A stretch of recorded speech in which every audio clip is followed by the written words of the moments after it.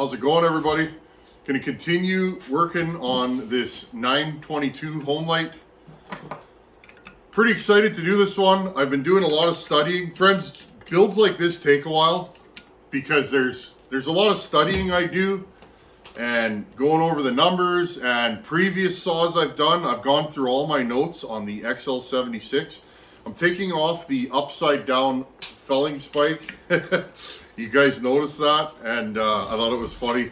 I didn't even notice. I'm just gonna tear this thing right down, take this felling spike off. I want to separate this bottom end, and once again, I love YouTube.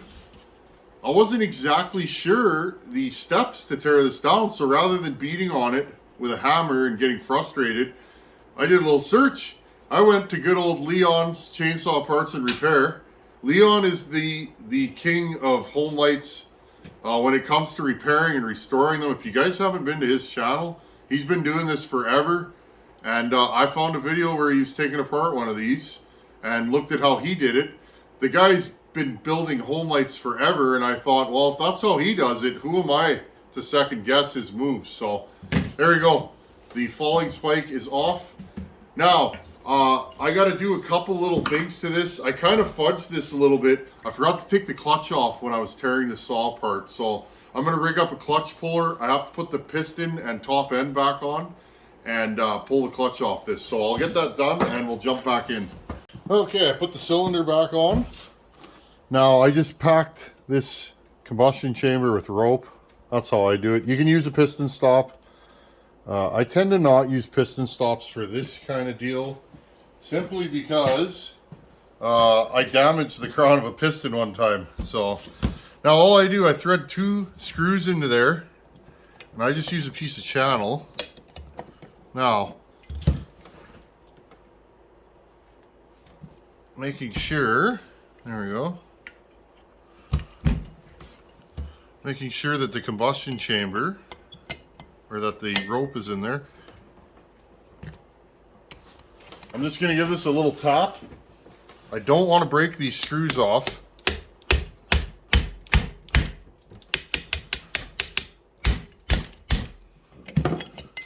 Is it going to go? Let's put a little more rope in there. Again, make sure that the exhaust port's closed or you'll push the rope through and you'll bust it off in the exhaust port. Not such a big deal here, but in a running saw, you might have to take the saw apart to get that piece out. Okay.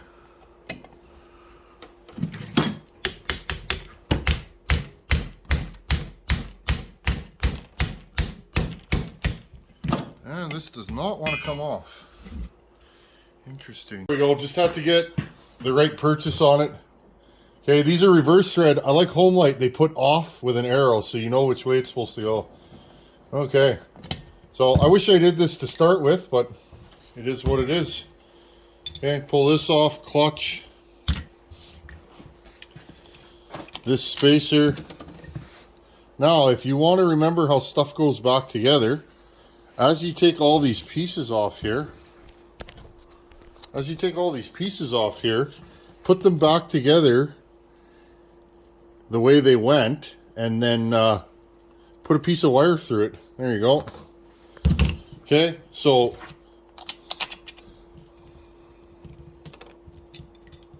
that's how I like to do it anyways. Now I'll have to pull the oil pump off. Basically, I want to separate this bottom end because I'm going to do some work and flow it and do some flow tricks to it, and I don't want shavings getting in the bottom end. Okay, I have to find the appropriate Allen key, 9/32. Now these are not caged, these bearings, so they are going to fall out and we'll have to collect them. I don't know how many bearings are supposed to be in here, so we're going to do our best to not lose any of them. Oh, and this is magnetized. Okay, I'm going to put them in this tray here. Okay, these are all going to fall out. Now I'm just going to grab a pair of pliers. So I'll grab these ones and just grab these.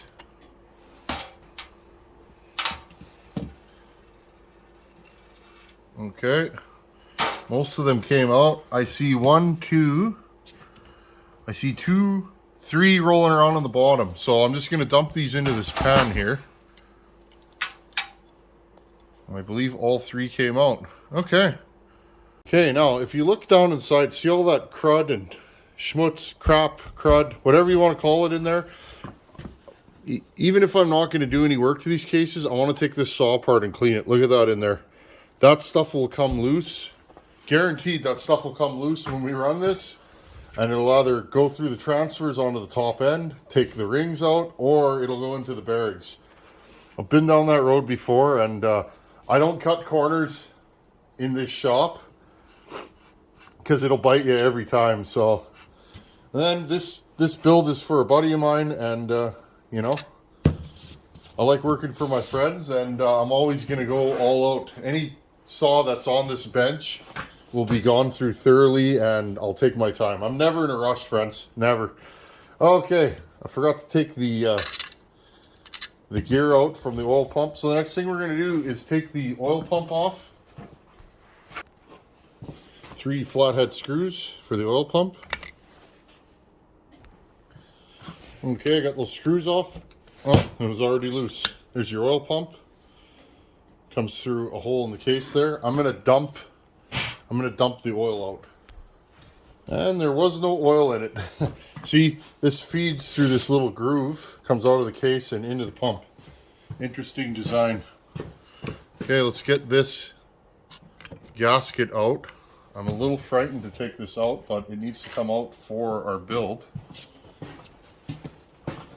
Okay, let's see if we can get one of these corners off. I don't think this saw has ever been apart. If it has, I'd be surprised. So this is what you go through with the old timers.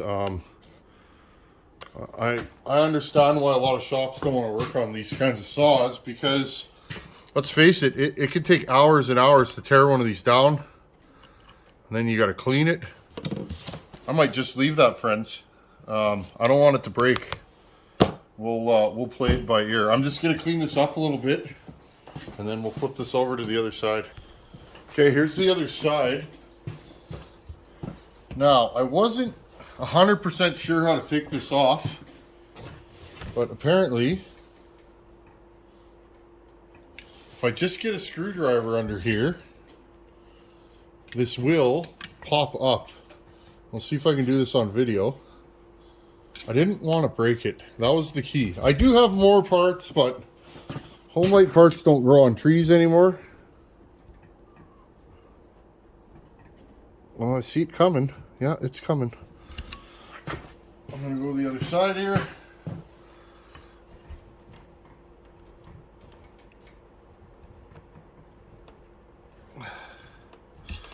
Oh, it's coming. Okay, here we go.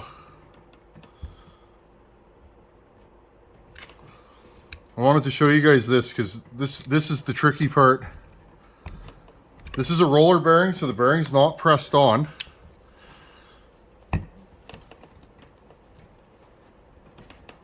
Just want to do this in a way that doesn't damage the case. Now, there is 1, 2 dowel pins. You guys can see this. There's 2 dowel pins here and here, and that's what's actually holding this thing together. Okay, so you just got to carefully and gently pry it up. It's almost there.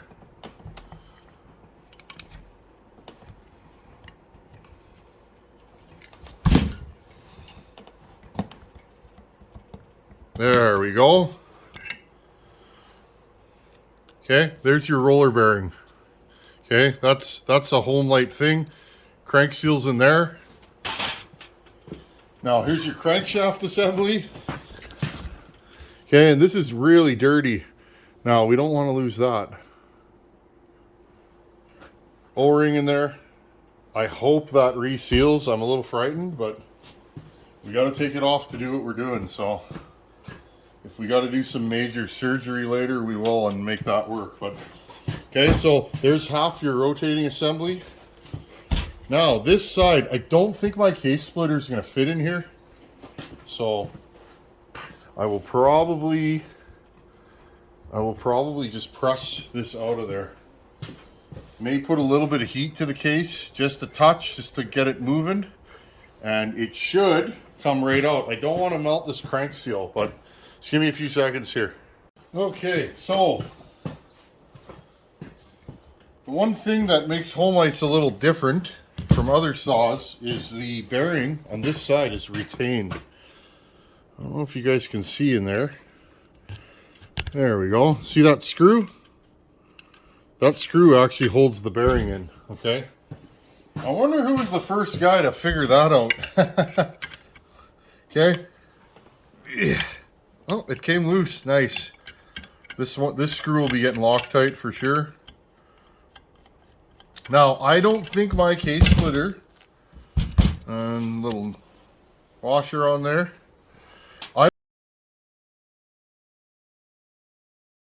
I don't think my case splitter is going to fit around the lobes on this crank, but let's give her a try and see if we can push this thing out. I don't think this is going to work because it's kind of on an angle, but we'll see. Perhaps, let's see if you guys can see this. Perhaps there's not a ton of tension on this and we can get it going. Usually once they get moving, it's not too bad.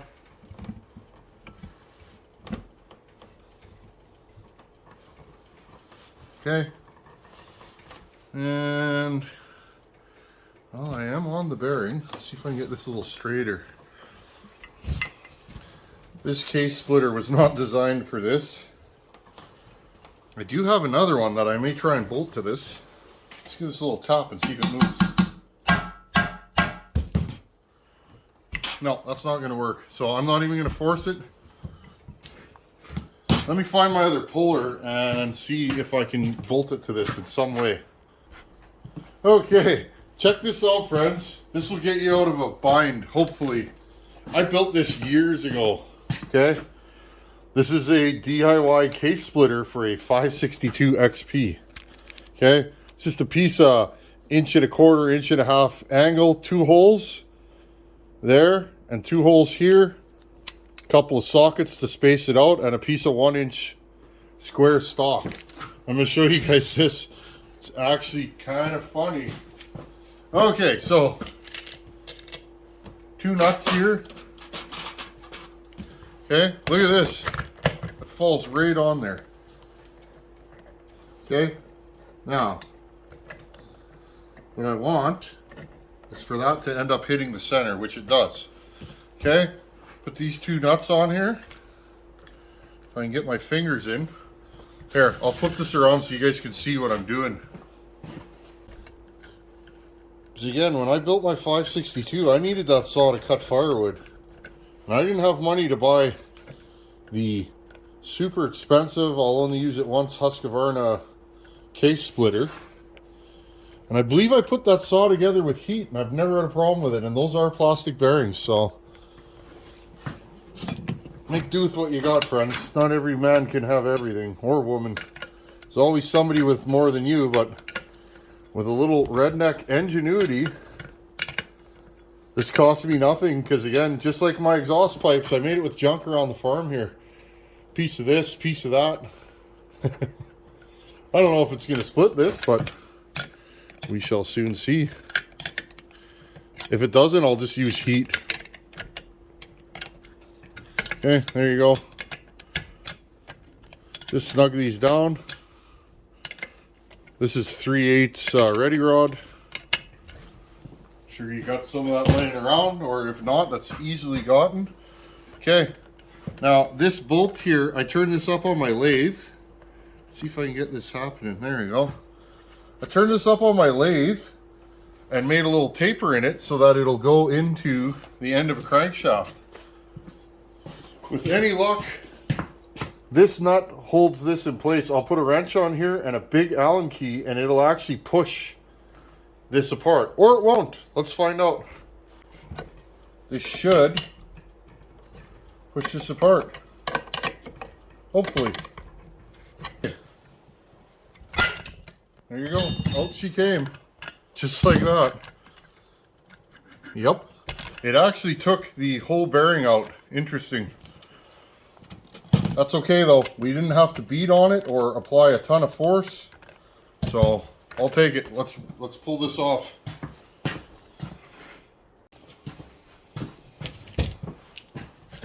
Okay, and as you guys can see, I'm just going to stick my hand through here. And out she came. Nice. Let's see. Yeah, and the case looks okay. I don't see any issues.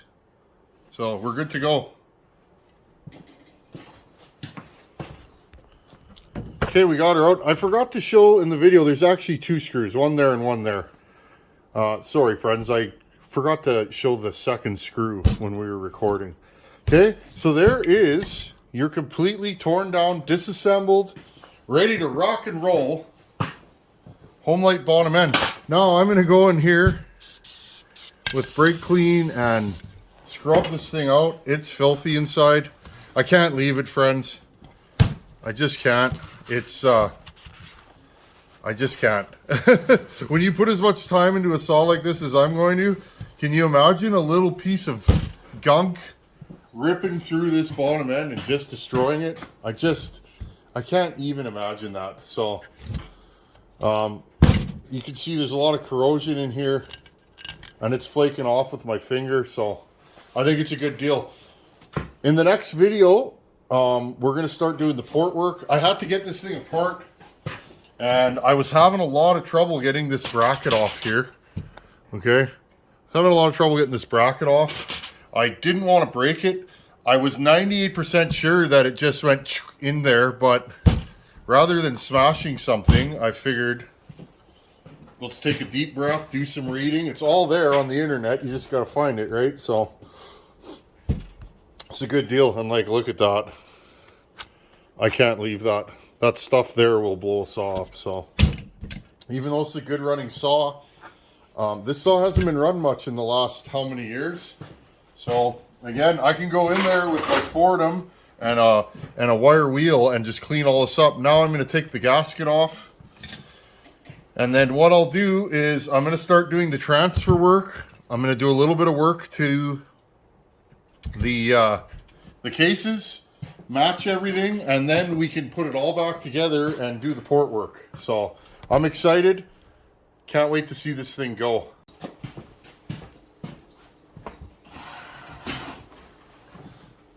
Okay, friends. Well, I hope that was informative. Up close and personal view of how to tear down a larger displacement Homelite. This will probably cover your old C series, 925s, 922s, 923s. There's so many Homelites built on this chassis that I thought, let's make a little video on it. And again, bearings feel good in this saw, not crunchy at all. So I think this is going to be a good deal. Now again, you can hear the bearing. It's a little rattly, but it's also dry. But there you go, it's smooth. So I will blow these out, clean them, clean up this crankshaft. It's got some dirt and debris on it, and this is going to be fun. We're going to build a monster of a machine. That's the plan anyways. Never done one of these before, but I'm always optimistic going into a build. If you go into a build thinking, oh, I can't do this, you probably won't be able to. So measure twice and cut once, study the machine, and clean everything, inspect everything. I'm going to feel this, this seal. It feels soft. Usually I'll go in there, even if I don't have an air leak, I'll feel the seal. If it feels soft and pliable, which this one does, it's probably fine. If it feels even slightly hard to the touch, I'll just throw another seal in there. So I might even reseal this saw while I'm in here. Anyhow, friends, 922 Super, we're getting closer. I can't wait to do some go fast moves to this here machine. Thanks for watching. Take her easy. Later.